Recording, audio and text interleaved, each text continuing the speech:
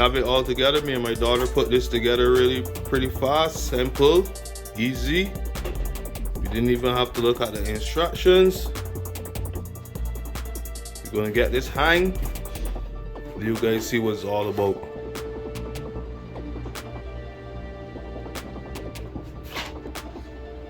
So here we go, guys. Really nice spread. As you can see, there's a diode stacked on the ends.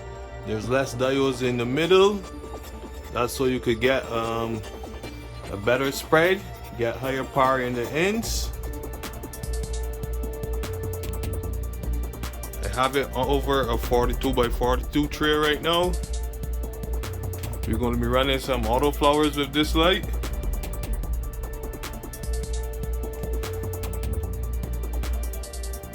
All the specs: SE3000, 300 watts, has your dimmer, your daisy change cables.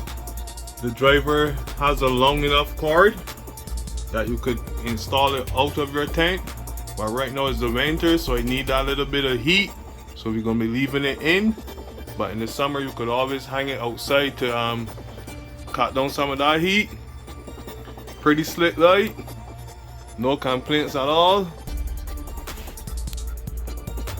Big shout out to Spider Farmer Gabby. You're gonna have the links in the description below. You can take a look at the products if you want. So like, share, subscribe if you're not subscribed already, and you know what to do. DIY, grow it yourself.